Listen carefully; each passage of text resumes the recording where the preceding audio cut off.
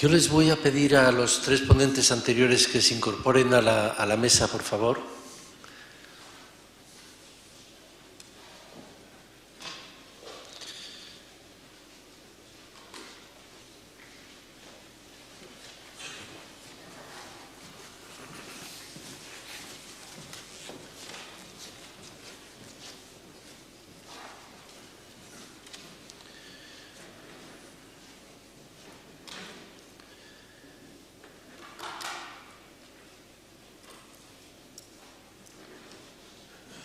Yo diría ahora que, dadas las circunstancias y dado el nivel de los ponentes que hemos tenido, me parece una ocasión única para que surja un debate entre vosotros mismos. Es decir, que yo creo que seguro que en vuestras mentes hay muchas curiosidades o necesidad de algo que se suele hacer cuando está uno en circunstancias más informales que las son en este momento, y que yo tenía algunas preguntas, si no surgen pues iré haciendo las preguntas, pero creo que puede ser una ocasión muy única para que entre vosotros os vayáis indagando ciertas cuestiones.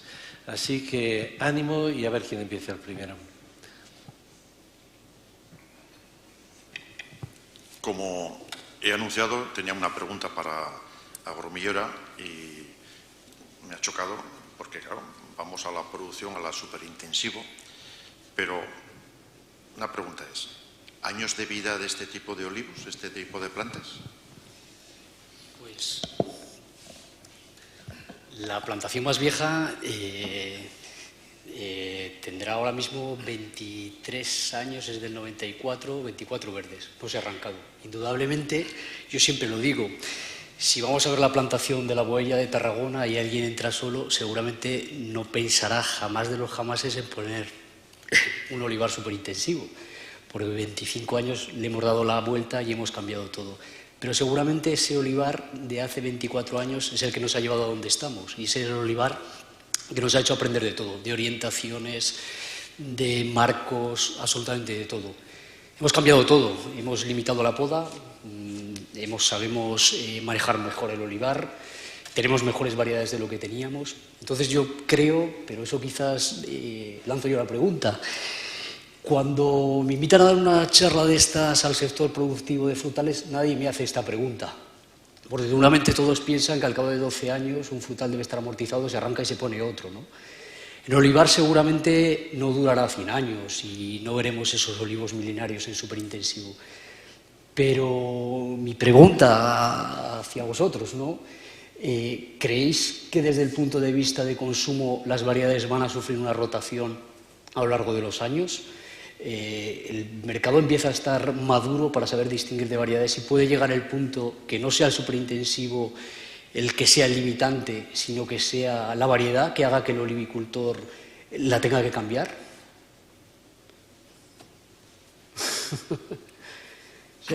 Actualmente creo que no sé los porcentajes. Desde Agromillora, como mayor vivero a nivel mundial, las que indudablemente se llevan la palma son la arbequina y en mayor medida la arbosana. Yo creo que es la variedad más plantada ahora mismo en el mundo.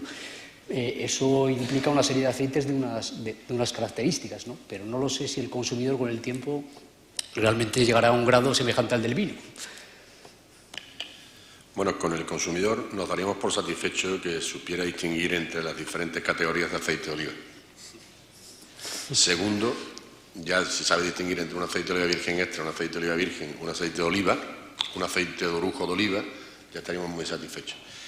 Pero de 8 años para acá, 6 años y algo, contamos con la Interprofesional del Aceite de Oliva en España y tenemos una buena herramienta para que haya mayor formación de los consumidores, ¿no? Nacional e internacional. En el tema de variedades, no todas las variedades se dan en todos los lugares, ¿eh? Precisamente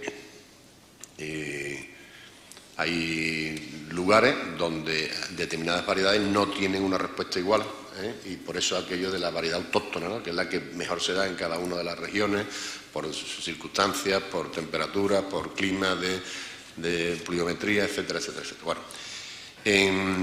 es cierto que todo lo que sea el desarrollo de nuevas, vamos a llamar categorías, aunque no sería categoría, pero de variedades de productos, de oferta, de portfolio al consumidor. Hace unos años la arbequina no se conocía apenas. La arbequina, como he contado en la presentación mía, pues prácticamente empezamos hace 30 años con la variedad arbequina allí. 30, 35 años quizás, ¿no? Y es un éxito la variedad arbequina. Se da muy bien. Por tanto, bueno, vamos buscando como productores la mayor rentabilidad por hectárea y sabemos que el agua es un factor limitante en nuestro caso. Estamos en una situación, pues, bueno, yo siempre digo que no tenemos el pantano Alqueva en Portugal para poder disponer de todo el agua del mundo, ¿no? Pero eso es un poco el equilibrio. ¿Cuál es la mejor de las variedades? Se da bien en este terreno, en este suelo, con este clima, la productividad es buena, el resultado económico es satisfactorio, entonces se hará ese tipo. Y finalmente, a la hora de comercializarlo, ¿hay un mercado que demanda ese tipo de variedades? Bueno, ya hemos visto la experiencia de la arbequina. Como antes prácticamente no se hablaba de variedades, el desarrollo de las variedades ha sido, yo diría, que de 20 años para acá. Antes no se hablaba ni siquiera de hojiblanca, picuales y tal. El desarrollo en el lineal ha sido pues de 10, 15 años como mucho y funciona, funciona. Es verdad que tienen otras rotaciones, son productos más de nicho de mercado, pero que tienen un diferencial. En definitiva, si conseguimos algo de valor añadido, bienvenido sea. Para todos, porque al final se beneficia toda la cadena, el productor, el distribuidor, el comercializador, etcétera. Sí, correcto. Yo estoy con Álvaro Olavarría en el sentido de que nos daremos por satisfechos que los consumidores podrían distinguir tranquilamente y, vamos, plácidamente la diferenciación entre aceite de oliva virgen extra, aceite de oliva virgen, aceite de oliva intenso, suave en sus distintas, las dos variedades, o orujo de oliva. Si sabrían distinguir, nos daremos por hecho. Sí que es cierto que la industria, por así llamarlo, estáis evolucionando en el sentido de buscar y más producción, y de acuerdo, lo conseguiréis, pero hay zonas y zonas. Las zonas para veces suelen ser más productivas una determinada planta y menos otras. Y nosotros particularmente tenemos arbosanas, por supuesto arbequinas, arroniz, que es una variedad autónoma de Navarra, y Coronequi. En este sentido yo casi confieso que me he equivocado en el Coronequi. Lo que antes, la primera pregunta mía es sobre la edad, porque yo he visto las máquinas, tengo máquinas también para recoger las aceitunas y veo que la dimensión y la anchura de coger las máquinas, pero vamos, el tamaño de la madera del árbol, a medida que crezca y a medida que pasen los años, será un poco la limitación, o una de dos, porque no podrá, por más que se pode, pero el tamaño del tronco es el que está evolucionando. En un principio, respondiendo a Jesús, en un principio podía parecer así, ¿no? Que nos hemos dado cuenta con el tiempo. Que al final, cuando tú tienes un olivar o cuando tú tienes un árbol, como el almendro, la luz es muy, muy importante. Si tú tienes una anchura de vegetación de 1,5 metros o de 2 metros, realmente en la parte interna no produces absolutamente nada. Las hojas se caen, solo hay madera que consume y no produce. Entonces, el hecho de tener una anchura de vegetación tan alta, tan grande, hace que ese seto sea ineficiente. Entonces, ¿qué es lo que hemos venido haciendo? ¿Y cuál es precisamente la respuesta al secano? Reducir esa anchura de seto. ¿Para qué quieres tener un seto así de grande si tu capacidad productiva de un olivar en regadío es de 10.000 o 8.000 kilos por hectárea en un olivar del Valle del Ebro? Reduzcamos la pared y consigamos que la pared sea productiva de dentro hacia afuera y de arriba hacia abajo. Entonces, ahora mismo estamos haciendo paredes, tabiques, llamamos ya, que podamos todos los años con discos, limitando la anchura a unos 90 centímetros. Con esa anchura conseguimos que el árbol sea plenamente eficiente. Es decir, consumimos la misma cantidad de agua, pero somos capaces de producir más. O al revés, producimos lo mismo, pero consumimos menos agua porque tenemos menos leña. Este hecho nos ha llevado incluso a diseñar una planta totalmente diferente, porque al final estamos partiendo de una planta que no se hace en eje central, sino que lo que hacemos es partir de una planta a la que se le han realizado distintos cortes en el vivero. Partimos de una planta que podríamos llamar que es una escoba invertida, Y esto hace que el desarrollo de la planta no esté concentrado en un único chupón, sino que al final la fuerza se distribuya entre un montón de ramas. Al distribuirse la fuerza entre un montón de ramas y crear una estructura anárquica, estamos desvigoralizando el árbol. El crecimiento del árbol es muchísimo menor. Y eso hace que retrases el topping, que tengas menores intervenciones de poda y que el árbol engrose muchísimo menos. Ahora mismo nosotros no le vemos la limitación a esa madera vieja ni al diámetro de los troncos. Indudablemente, vuelvo a repetir, si nos vamos a plantaciones de hace 25 años, los árboles no se limitaban en altura, estamos limitándolos a 2,70 metros, porque si tú pones una distancia entre calle de 3 metros no puedes irte a más de 3, pero es que además tienes una limitación de la máquina. Es que si dejas el seto ancho se sombrean. Entonces, eso no se hacía antes, pero ahora se hace. O sea, no tiene nada, absolutamente nada que ver. El primer sistema superintensivo de olivar en seto que se diseñó hace 25 años con el que se hace ahora. Ha cambiado absolutamente todo. Y luego, indudablemente, las variedades. Encontramos la arbequina, la arbosana, una variedad con mucho menos vigor, la croneki, una variedad complicada por su baja resistencia al frío, unos aceites excelentes, pero ahora mismo lo que viene hace incluso más apropiado el superintensivo porque son variedades de muchísimo menos vigor y más productivo. La mejora genética va por ahí, en lograr variedades que consuman menos, produzcan más y sean muchísimo más fáciles de manejar. Una oliana puedes estar 4 años sin podarla, tranquilamente. ¿Preguntas? Venga, estoy en vuestras manos. Si no, preguntaré yo, os castigaré. Venga, ¿quieres? Sí.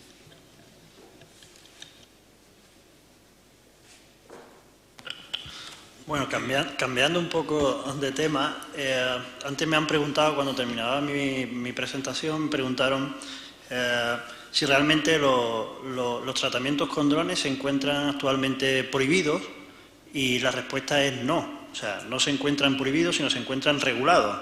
O sea, para con un dron poder hacer una aplicación de herbicida o hacer alguna aplicación donde se use un fitosanitario, la regulación que se sigue es la misma que un tratamiento aéreo. Cada comunidad tiene que autorizar ese tratamiento. Diferente sería si estamos tratando de poner algún tipo de fertilizante o algo que no se considere un fitosanitario.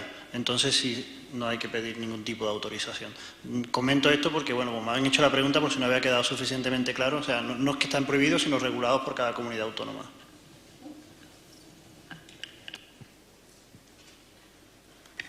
Yo, antes de que me pregunte nadie, casi voy a lanzar una pregunta a ver quién me la quiere, sobre todo, claro, sobre todo para vosotros dos. Claro. Dice, vosotros, me autoflagelo en esta pregunta además. O sea, vosotros, ¿qué consideráis o qué echáis en falta que debe hacer la distribución, en este caso nosotros, las grandes empresas que vendemos vuestro aceite, para mejorar, pues bueno, lo que es la cadena en cuanto pues, a información al consumidor, en cuanto a imagen del producto, en cuanto, en fin, lo que consideréis que me queréis comentar? Siento que la pregunta va para mí, entonces respondo. Es una oportunidad. Sí. Y tomo nota, ¿eh? Pediría principalmente que nunca se vendiera el aceite de bajo de coste. Eso, lo primero. Eso está prohibido. Está prohibido, pero todos sabemos que pasan cosas raras. Segundo, yo le pediría que la distribución, ya puestos todos de manos a una en dignificar este producto y darlo a conocer, que bien, que lo promocione, por supuesto, pero nunca en base al precio, sino promocionarlo es en base a calidad, a mejor factor para vivir más años, mejor en ese sentido. Por supuesto que después hay una serie de regalos que os autorizo que deis, pero nunca bajando precios, regalos en la compra del artículo. Y por último, educar al consumidor, intentar educar al consumidor, ¿quién mejor que vosotros?, en las distintas variedades, bueno, calidades que existe de aceites. Es decir, además de, hemos comentado aquí varias variedades, pero al final lo que se encuentra en la de eso es virgen extra, o virgen, o intenso, o suave, o orujo de oliva. Es decir, no se habla de variedades. Sí que se puede meter en variedades, pero principalmente estamos hablando de la calidad virgen extra.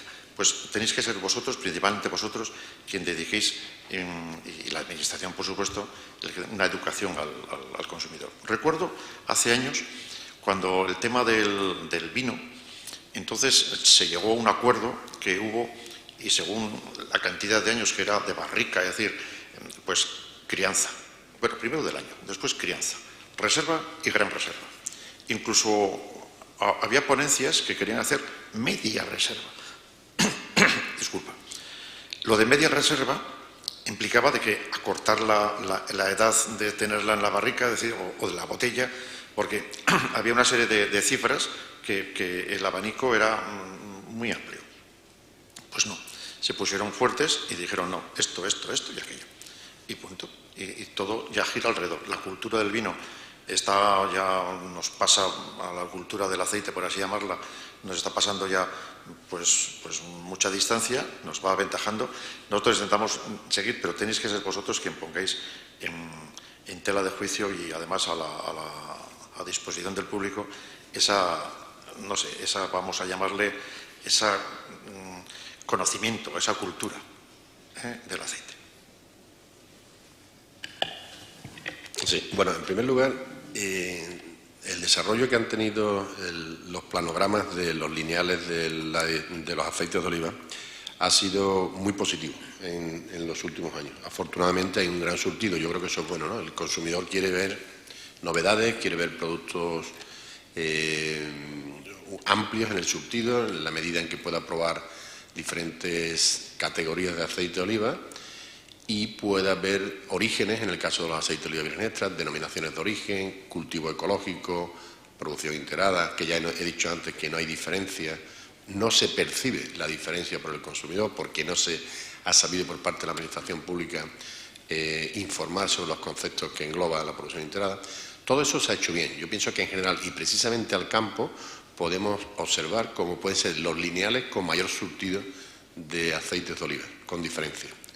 Por tanto, eso yo creo que hay que reconocerlo. Por otro lado, la puesta en valor. El aceite de oliva es un producto gancho, desgraciadamente. Bueno, es un producto de gran consumo, genera mucho tráfico en la tienda, es un producto que factura mucho, tiene un peso importante, aunque no tanto en la cesta de la compra, el aceite de oliva, por cada 100 euros que compramos en el hogar, 1,6 euros corresponde al aceite de oliva, solamente 1,6. Muchas veces dramatizamos cuando sube el precio del aceite de oliva y, bueno, ¿cuánto supone en el total? El que te suba un 10%, un 5% o un 20%. No es mucho, pero es muy, digamos, aparatoso, porque, claro, por eso precisamente están surgiendo nuevos formatos. El formato de 5 litros tiende a desaparecer, el tamaño del hogar va a ser sustituido por el 3 litros. Pues en esa venta, en ese producto gancho, yo veo que realmente se hace un daño al sector del aceite de oliva, ¿no? Porque se banaliza el aceite de oliva. Había quien decía, en un debate similar a este hace unos meses, que gracias a que existen las ofertas de la gran distribución, pues precisamente hay los consumos de aceite de oliva que hay. Y digo, mira, yo no estoy muy de acuerdo con aquello, ¿no? Porque me pongan una oferta, yo no voy a pasar de consumir en España una media de 12 kilos por habitante y año. O sea, ¿qué voy a hacer? ¿Freír mucho más? ¿Consumir? Yo pienso que eso no es la razón, ¿no? Por tanto, ¿qué es lo que le pediría la distribución? Lo que han hecho hasta ahora, ampliar el surtido, la categoría con todas las novedades. Por otro lado, no colaborar con esos productos ganchos. La oferta sí. La oferta no tiene por qué ser venta pérdida, entre otras cosas porque está prohibida, y poco más. O sea que yo pienso que hasta ahora mismo pues no pediría otra cosa, ¿no? La venta pérdida es difícil de demostrar, no prospera ninguna de las denuncias que se lleva a cabo. No estoy hablando solamente de aceite de oliva, podemos hablar de la leche, podemos hablar de... Es muy difícil que una denuncia por venta pérdida prospere y finalmente haya una sanción. Es tremendamente complicado. Tal y como está instrumentada actualmente las competencias por parte de las diferentes administraciones, la Agencia de Información y Control Alimentario, en el caso del aceite de oliva, denuncia si hay demostración de venta-pérdida transfiere, comunica a la comunidad autónoma donde se genere la misma para que pueda incoar el expediente y después, en este caso, continúe con la sanción. Y no conocemos ningún caso, o apenas ningún caso, para el daño que realmente se produce, ¿no? Poco más, habría que pedirle a la distribución. Ya digo que en el caso, no de verdad porque estés aquí, sino sinceramente uno de los mejores lineales de surtido de aceite de oliva virgen extra, al menos que a mí lo que me compete, es el del campo. Bueno, rápidamente yo agradezco los comentarios y lo que sí que, y vamos, yo eso sí que lo vivo yo directamente, es que a nivel de consumidor, el consumidor cada vez está evidentemente más formado, más informado, a nivel de etiquetado todo el mundo, no todo el mundo, mucha gente lee las etiquetas, sobre todo desde el último reglamento, el 1169, el tema de los alérgenos, la verdad es que también, pero yo sí que he hecho en falta quizá pues bueno, ese conocimiento, sobre todo el tema de las variedades. O sea, es decir, en el tema del aceite, a nivel de consumidores, no se maneja bien ese concepto. O sea, cuando hablas, lo dices tú, hablas, pues eso, aceite virgen extra, aceite de oliva, orujo, girasol, sí que más o menos el conocimiento está más o menos claro, entre comillas, vamos a decirlo así, pero a nivel de variedades, salvo aceites muy concretos, o sea, determinadas zonas y determinados puntos de venta, pues de una determinada variedad, porque es de una determinada zona y que, bueno, pues que se conoce. No sé, pues el empeltre, por ejemplo, aquí en la zona de Zaragoza, pues en muchas zonas sí, pues se conoce. Ahora, el resto, pues ahí sí que la verdad es que creo que falta, bueno, pues mayor información a los consumidores, entiendo que por parte de todos, claro, por parte de la administración, por parte de productores y por parte, quizá también por parte nuestra. Quisiera añadir un poco al hilo de lo que se está comentando, que hace 20 años, cuando yo empezaba en esto, se hizo, me parece que se presentaron los datos en Expoliva de una encuesta en Jaén, realizada en Jaén, del conocimiento que tenían los consumidores del aceite de oliva. Y la mayoría de ellos estaban absolutamente confundidos, pensando que el aceite de oliva que ellos compraban, que ellos pensaban que estaban comprando aceite de oliva virgen, cuando iban al supermercado y compraban aceite de oliva. Eso todavía sigue pasando, todavía sigue pasando. No sé ya si a tanto nivel o ya, como tú dices, las personas están más informadas, pero también volviendo al tema, si es interesante el tema de las variedades, yo creo que estoy de acuerdo con Álvaro en que mientras más oferta haya, mejor, ¿no? Pero que haya conocimiento de lo que se está seleccionando, posiblemente, si estamos todavía confundiendo lo más básico, es mucho más complicado, digamos, poder decidirnos a la hora de poder decidir entre una variedad, otra variedad, que sería lo ideal. Y además animaría a las personas a consumir aceites, ya no solo de una forma, por una oferta o porque sea más o menos saludable, sino por el disfrute del sabor que tiene. Perdonadme que yo defienda un poco, me vaya un poco a la parte de los vírgenes extras, ¿no? Pero ahí hay una cantidad de matices tan distintas que se pueden encontrar y que los consumidores pueden disfrutar, que me da esta rabia que no se pueda, que el consumidor no sepa discernir un poco eso, ¿no? Falta de información, pues ha habido campañas y muchas campañas a lo largo de estos años, ¿no? Nosotros también hacemos la parte que nos toca, una labor que a lo mejor no llega tanto a un público, pero llevamos toda la vida hablando de la excelencia del aceite de oliva virgen y de sus características organolépticas, aparte del tema salud y aparte del tema de otros temas, ¿no? Y es muy complicado. Es muy complicado porque el consumidor no termina de discernir, pero es tan complicado como que los propios productores de aceite de oliva virgen algunas veces tampoco, o sea, algunas veces le cuesta también manejar ese producto, ¿no? Y identificar también si un aceite es buenísimo, si un aceite es regular, si tiene algún tipo de defecto. Entonces, sigue faltando formación, se ha dado mucha formación, se ha avanzado bastante, pero desde mi punto de vista, hasta que eso llegue al consumidor de una forma fehaciente, debe pasar tiempo. Lo que es la realidad es que si se aumenta en el mercado la oferta, el producto va rotando. Es decir, hay algún tipo de selección, alguien selecciona qué es lo que quiere. El criterio debe estar claro para esas personas que van comprando cosas distintas. Pero todavía falta bastante, desde mi punto de vista, bastante formación a nivel consumidor. Sí, hola, buenos días, gracias a todos. La verdad es que es difícil complementar vuestras intervenciones con nada porque creo que habéis tocado todos los temas de manera excelente. Yo solamente quería, ayer también en las jornadas del que hablábamos del vino, ¿no? de la uva y del vino, hacía un poco la misma pregunta. Es decir, todos los desarrollos tecnológicos de alguna manera tratan de incidir en dos aspectos, o visto de otra manera, hay que pagarlos de alguna manera. Es decir, los desarrollos tecnológicos tienen un coste y hay que pagarlos o bien con una reducción de los costes de producción, tanto en la producción primaria como en la transformación, incluso en la propia distribución. También podemos encontrar desarrollos tecnológicos que abaraten los costes. Y, por otro lado, hay otra forma de pagarlos, que es una mejora en la calidad del producto, aparte de otros componentes como pueden ser el respeto medioambiental, hablar de economías circulares, otros componentes que hoy en día pues creo que se están teniendo muy en cuenta, ¿no? Pero yo no lo sé, a Jesús o a Jesús Marín, ¿no? Como componente que integra todos los componentes, ¿no? de producción, transformación. Es decir, esa componente de calidad, ¿hasta qué punto es capaz de pagar el desarrollo tecnológico? Es decir, ¿hasta qué punto, porque estáis hablando de decir el consumidor al final es capaz de pagar? Porque al final eso lo tiene que pagar el consumidor en el precio final, ¿no? del producto. Lo tiene que pagar, en cierto modo, la parte, como digo, de mejora de calidad.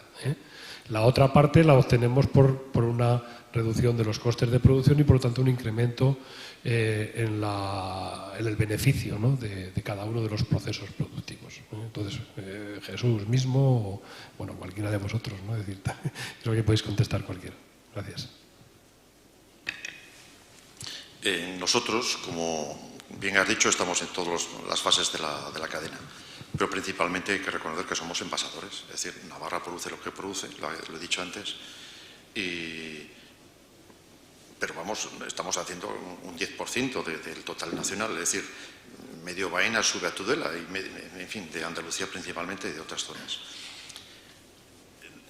Como envasadores nos ponemos en la tesitura siempre de cómo decimos al consumidor que este aceite es mejor que este otro.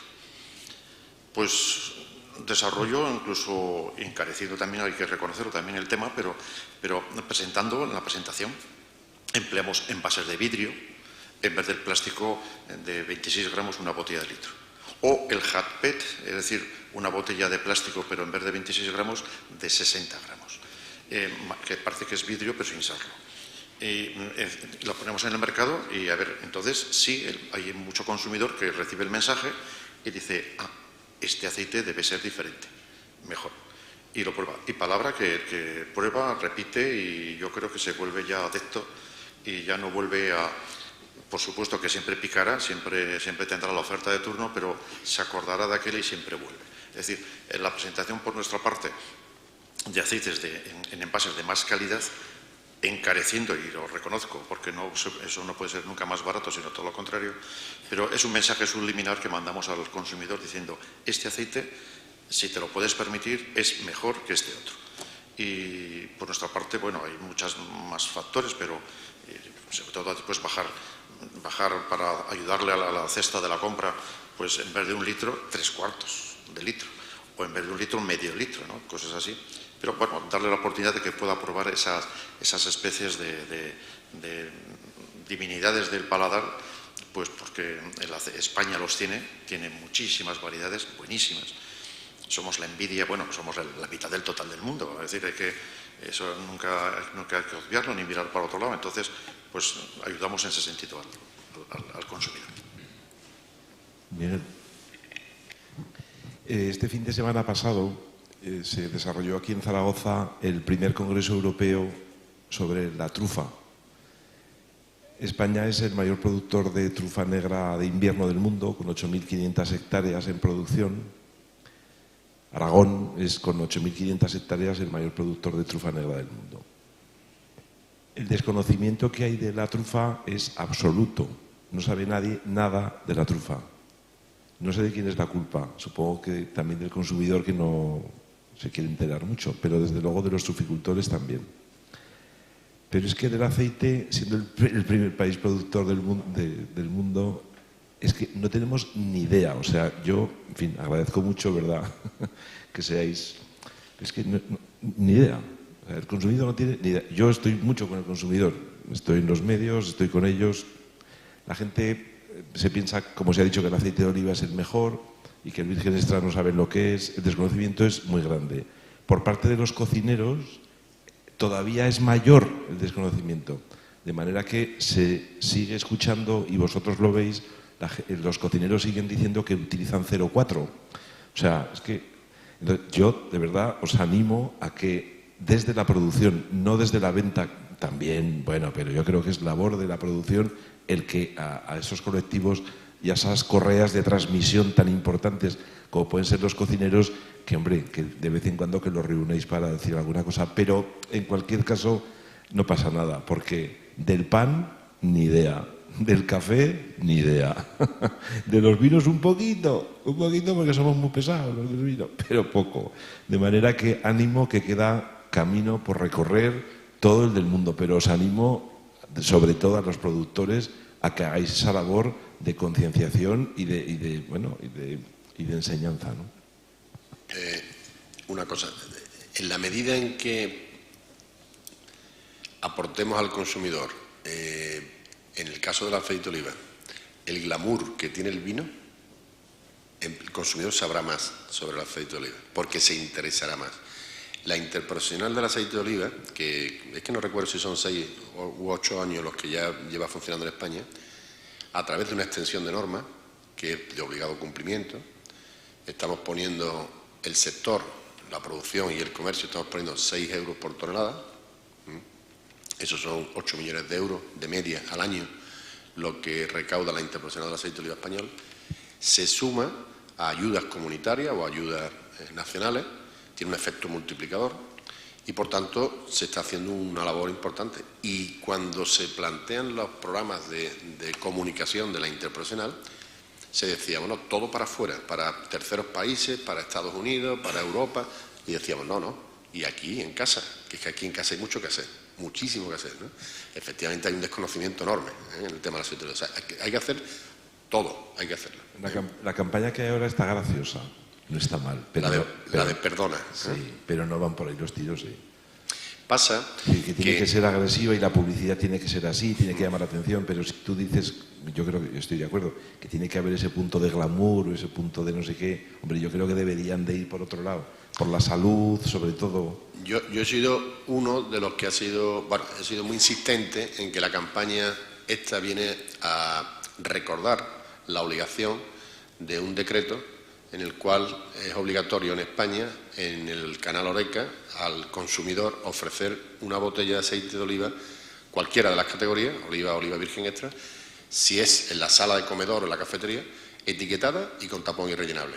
España es una potencia turística. En España nos han visitado este año 75 millones de personas. ¿Cuál es la imagen que trasladamos a estos 75 millones de personas sobre el aceite de oliva? Un desastre, una vergüenza. O sea, yo lo paso muy mal. Yo no puedo salir a la calle a comer, porque es que lo paso fatal. O sea, cuando vas a un chiringuito de playa ni te cuento ya, vamos. Entonces decimos, pero si este señor se lleva este concepto del aceite de oliva español, yo no consumiría nunca jamás aceite de oliva. Porque es que no saben ni qué grasa vegetal hay metida dentro. Eso entre otras cosas. Perdón por el diálogo, Luis Miguel, pero en zonas como esta, que es pequeña, os cuento el caso, que a lo mejor no lo conocéis. El Consejo Regulador de la Denominación de Origen del Aceite del Bajo Aragón puso en marcha, con motivo de este decreto, lo que hizo fue ponerse de acuerdo entre todas las almazaras del Bajo Aragón, que son unas cuantas, pero claro, no son muchas. Entonces todos estuvieron de acuerdo en una cosa, y es que era embotellar en una botella del propio Consejo Regulador, con tapón inviolable, botella de 250, poner un precio, porque el objetivo no era ganar dinero, sino poner el envase encima de la mesa. Se pusieron de acuerdo, se rellenaron unos cuantos miles de litros y se hizo una promoción directamente con las asociaciones de Horeca, a un precio muy razonable, y como el Consejo no puede vender, cobraba directamente la empresa de transporte. Bueno, el éxito fue arrollador, y en Aragón durante bastante tiempo, hasta que hubo aceite, en todas las mesas hubo aceite inviolable, perfectamente virgen extra y demás, ¿no? Perdón, Luis Miguel, un segundo. ¿Pero ha habido continuidad? ¿O el señor de la cafetería al día siguiente le quitó el tapón y lo rellenó con aceite de orujo, girasol y no sé qué historia? Es que eso es lo que ocurre. No, es decir, el señor de del bar no podía quitar el tapón porque era inviolable. Mientras hubo aceite y se repitió la acción, sí. Lo que se consiguió fue, en gran medida, que los productores que habían participado con marca genérica, luego ellos sí que iban al restaurante y le vendían su propio aceite y en muchos sitios se ha mantenido. Al cocinero o al restaurante hay que decirle que lo más barato de todo es el cocinero es una cosa y la sala es otra, ¿eh? Al cocinero, es que voy a decir una cosa, el cocinero hay que decirle que cómo se puede mirar en el precio del aceite de oliva virgen extra cuando estás poniendo en un plato un lomo de bacalao, que es lo más caro, que posiblemente te ha costado no sé cuánto, y ahora el poquito de aceite que lleva por encima, que lleva una rayita de aceite, no miras qué calidad está aportando. Te has cargado el plato. Bueno, ¿cómo se puede presumir de alta cocina cuando en las materias primas básicas no se tiene un conocimiento? Yo es que desespero con estas cosas, me pongo enfermo. Entonces, es un tema de formación, pero bueno. Decíselo vosotros.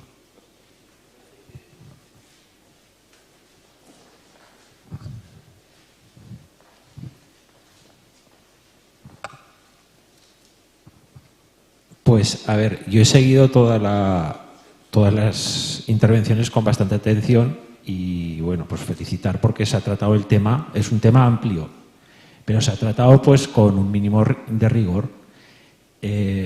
Yo soy ingeniero agrónomo, tengo 40 años y soy agricultor.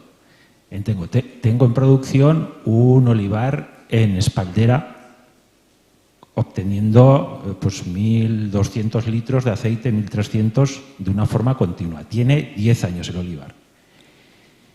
Decir que esas plantaciones son para agricultores con formación y agricultores con un capital, o sea, no son para pequeños agricultores. Yo tengo 3 hectáreas solo, Luego decir pues que me he hecho una marca de aceite y he vendido un poco de aceite, pues de varios formatos, por aquí, un poco por Aragón, y que sé que soy muy pequeño y que, vamos, que no... O sea, soy un pequeño agricultor, quede claro. Que a mí las intervenciones me han servido y que les agradezco. Y algún consejo también espero escuchar. Pero sobre todo, en venta hay mucho por hacer. O sea, me he metido mucho en Internet. O sea, estoy en redes sociales con mi marca de aceite y he visto cosas. Y bueno, pues la Interprofesional de Aceites, todo lo que hacen por Andalucía, marcas de Andalucía y tal. En venta queda mucho por hacer. O sea, el virgen extra es que no se conoce, no se valora. A mí la familia que me compra aceite no sabe que sí es virgen extra. Cuando me lo lleva comprando un tiempo me preguntan, ¿pero es virgen extra? Y claro, prestan atención a otras cosas la gente, no presta atención al aceite. Es una reflexión importante. Y nada más, pues espero algún consejo.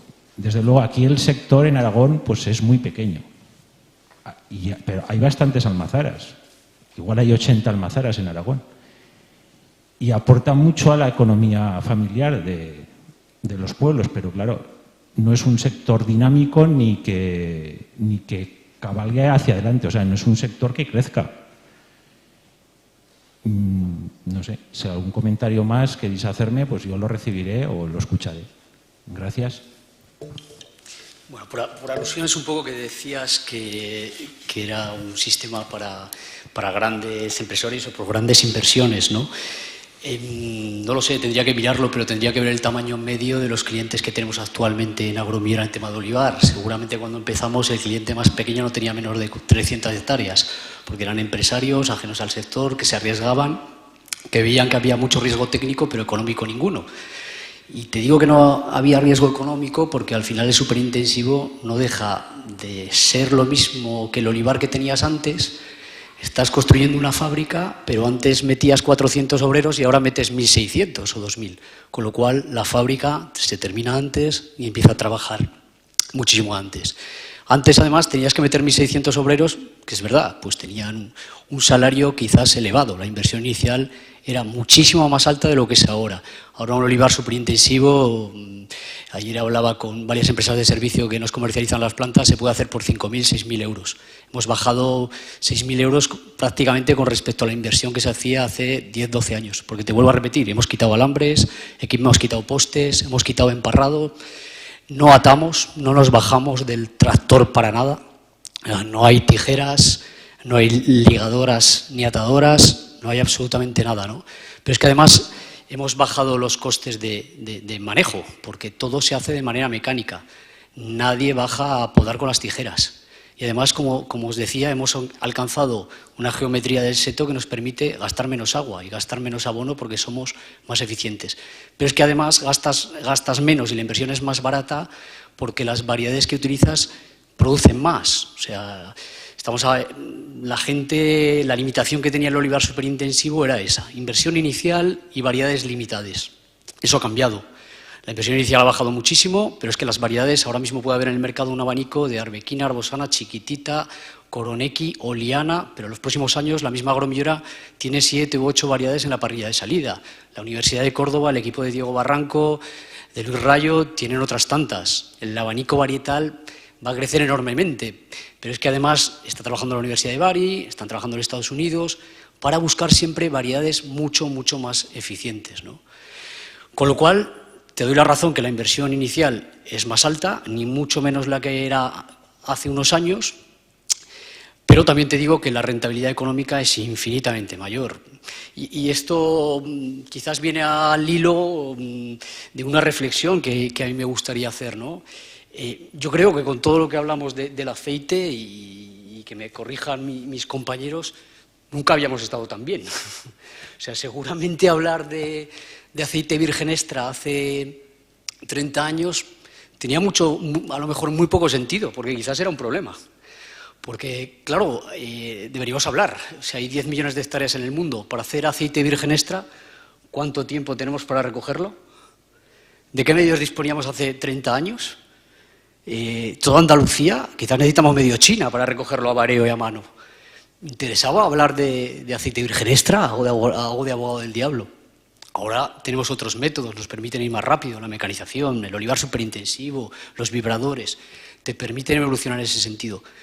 Pero sigue habiendo muchísimo olivar que al final es tan tradicional y se sigue entrando aceituna, y que me corrijan mis compañeros, en meses que no tocan, en marzo, en abril. Yo acabo de estar la semana pasada en Calabria, seguramente esas aceitunas no se recogerán hasta marzo o abril. Igual tendríamos un problema si ahora de repente todo el mundo pidiera virgen extra, ¿no? Esa es una reflexión que lleva a otra, ¿no? Creo, no soy un experto en marcas, pero nunca había habido tantas marcas en el mercado como hay ahora. Y eso es fruto de que también el olivar ha pasado de ser un cultivo rentable, que antes no lo era, y eso ha hecho que mucho empresario se introduzca en el sector, que cree sus propias marcas y que haya una mayor disposición. Se hable mucho o poco, yo creo que se habla muchísimo más de lo que se hablaba antes, ¿no? Y yo soy un tío optimista y bueno, mal, si no venderíamos las plantas de la manera que las vendemos, ¿no? Pero además yo le doy otra vuelta de tuerca y quizás es otra pregunta que les enlazo a ellos. No tengo los números ahora en la cabeza, pero creo que el consumo de aceite de virgen extra de oliva con respecto al consumo total de grasas vegetales y animales no llegaba al 1%, 2%. Eso quiere decir que la oportunidad es tremenda. Puedes verlo como un problema, pero la oportunidad es tremenda para crecer, para enseñarle a la gente lo que es virgen extra, para venderles aceite. Nosotros tenemos viveros en Estados Unidos y somos parte implicada del sector porque una de las fincas de allí está participada por Agromillora, que es California Olive Ranch, ¿no? Nos falta aceite, está absolutamente todo vendido. Calculábamos el otro día con los compañeros que tranquilamente en Estados Unidos faltan 100.000 hectáreas de superintensivo para abastecer el mercado interior. No se van a poner, porque ahora en California el olivar es el hermano pobre de otros muchos cultivos, como es el almendro, como es el nogal, como es el pistacho. No se planta, eso es una oportunidad tremenda. Y además, desde los mismos Estados Unidos se está promocionando el aceite de oliva. Quiere decir que el consumo crece, ¿no? Pero quizás Álvaro, Jesús, sabe muchísimo más y tienen más conciencia que yo, ¿no? Pero ¿cuántos países hay todavía por trabajar y por crecer? Lo tenemos todo de cara. España, la mitad de la producción mundial, más de la mitad de la producción mundial. Cuesta encontrar zonas con la estabilidad política que tiene España. Italia, no hay terreno para plantar. Alqueva, Andalucía, las posibilidades están aquí. Turquía, nosotros tenemos Viero, prometía mucho. ¿Qué inversores van a plantar allí? La oportunidad de aceite de oliva yo creo que es increíble, pero la oportunidad de España es tremenda. Italia, antes se hablaba de llevar el aceite de España a Italia porque parecía que la marca italiana sonaba mejor. Indudablemente ahora están en nuestras manos, no tienen kilos, no tienen producción y además la marca España creo que va ganando terreno en Australia, en países donde tradicionalmente la marca Italia pesaba muchísimo, ¿no? Vuelvo a decir, no hemos estado nunca tan bien. Queda muchísimo por hacer, vamos descalzos, pero bueno, hay mucha gente para vender zapatos, ¿no? ¿Reacciones finales? A la intervención, sugerencias, recomendaciones. Recomendar que claro, con una superficie de 3 hectáreas, los proyectos son diferentes que si es una extensión de 50, 200, con 3 hectáreas, no es un complemento de renta, no se puede vivir de ello, ¿no? Yo recomendaría, y así lo estamos haciendo especialmente en Andalucía, integración. No sé cómo estará desarrollado aquí el mundo cooperativo. Yo considero que mi empresa es muy pequeña y producimos 30 millones de kilos de aceite y creo que somos tremendamente pequeños, pero con 30 millones ya puedes tener determinada economía de escala para afrontar proyectos, para tener una estrategia un poco más profesional, ¿no? Las grasas vegetales, el total de las grasas vegetales, el aceite de oliva representa solamente el 0,3%, que es lo que estabas preguntando antes, solamente el 0,3%. Y sí es verdad que España es líder en todos los países emergentes. Desde que nos quitaron, desde que entramos en la Unión Europea, es un mercado difícil de cambiar la percepción del consumidor, que es una marca italiana, igual que en Estados Unidos, por razones históricas, movimientos migratorios, final del siglo XIX y tal, era complicado, pero ya se le está ganando a las marcas italianas, ¿no? Y por último, el efecto precio que ha tenido el aceite de oliva en los últimos 3 años está llevando a que haya prácticamente un monocultivo en muchísimas regiones. No hay otra alternativa a los precios que se barajan en origen del aceite de oliva. ¿Qué otra alternativa económica podemos plantear mejor para el agricultor? El almendro. ¿Dispone usted de agua suficiente para el almendro? Porque es lo que hay ahora mismo, o olivar o almendro, que sean tan interesantes. Pero estamos viviendo una coyuntura muy particular por la situación climatológica. En el momento en que vuelva a llover y estemos en la pluviometría, España, la media de precipitaciones son 668 litros. Y llevamos 3 años con un 35% menos de lluvia, especialmente en las zonas productoras, que es Andalucía, ¿no? Esto algún día cambiará. Yo quisiera pensar que volveremos a tener, y entonces veremos un escenario totalmente diferente. Y para ese escenario totalmente diferente hay que tener unas espaldas anchas y proyectos que sean sólidos y que sean llevaderos, con empresas que tengan capacidad de afrontar los mercados, ¿no? Yo soy tremendamente optimista también, pero hay que tener unos pilares sólidos para ello, Para finalizar, además de agradecer esta ocasión, el comentario sí que tiene razón. 3 hectáreas, pues la verdad, sí, pues hacer. Y la política que existe, y he oído en Aragón, subvencionar para que esté el aceite en pequeñas botellas en los restaurantes, y ha durado mientras dura la subvención, como todo en esta sociedad que estamos, que esto dura mientras dura la subvención. Es decir, no se implanta la botella irrellenable encima de la mesa de un restaurante por obligación. Hay una ley que además obliga y no se implanta. Y solamente cuando hay una subvención ya estamos otra vez con la subvención. Es decir, siempre tiene que ser subvencionado para que esté ahí. Y la subvención muchas veces es lo de, en mi pueblo decían, pan para hoy y hambre para mañana. Porque realmente evitas la subvención que se meta otro tipo de aceites que puedes ser unas espaldas anchas y meterlas y venga, y solamente dura mientras dura, no hay posibilidad.